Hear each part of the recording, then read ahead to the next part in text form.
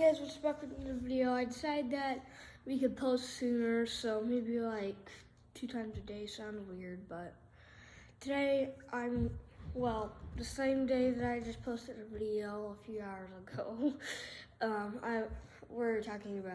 gonna talk about G-force. It's a maneuver in the military with different jets, with the F-16, F-18, almost any type of jet, except maybe your best way is like to go fast for doing the G-force, but I'll get to the G-force part. So let's imagine that an F-18 Super Hornet takes off from a runway, and then it goes up.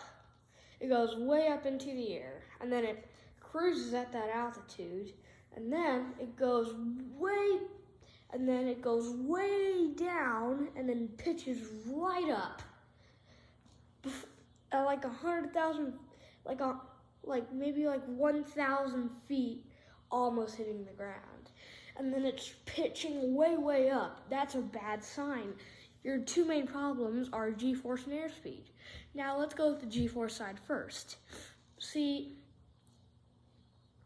when you're going up, there's not more air. Plus, G-force is when blood goes down here instead of up to your brain, which can make you pass out.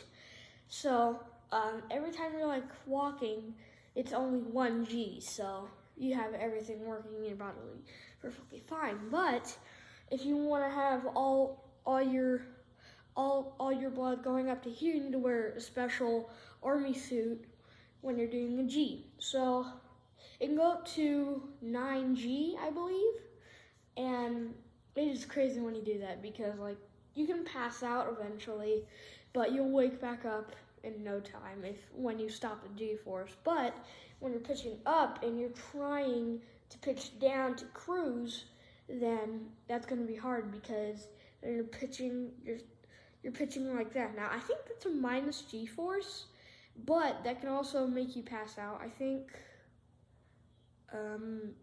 due to my game Microsoft Flight Simulator, which I'll be explaining that in a different video.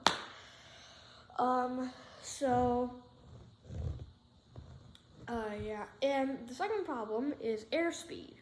Now, but this is also sort of a crisis because you're losing airspeed and you're having a G-force.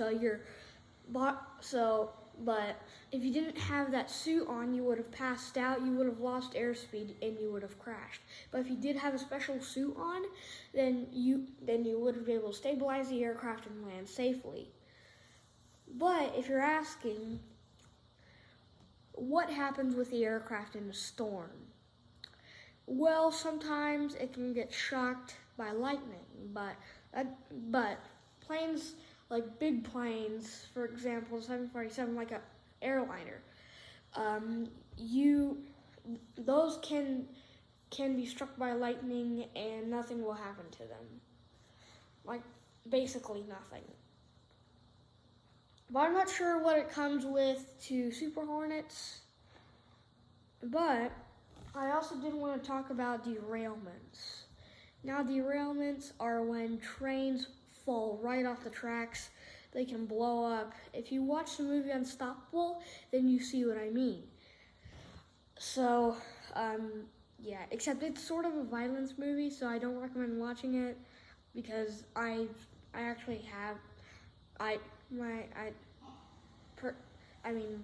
parents don't really care. So, yeah, when you're a little bit older, you can get to watch Unstoppable. Pretty cool movie. It's where this train goes run away, and the second strategy they try to stop the train is with 2 SD locomotives. So one guy, he was named Judd Stewart, not his real name. That was just his movie name. And then the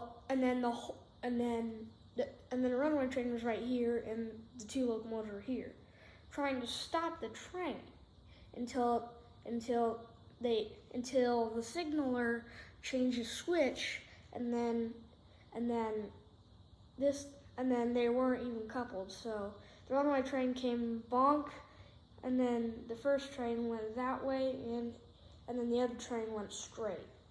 And then the train that was trying to stop the runaway train fell right off the tracks and blew up. That's called derailment.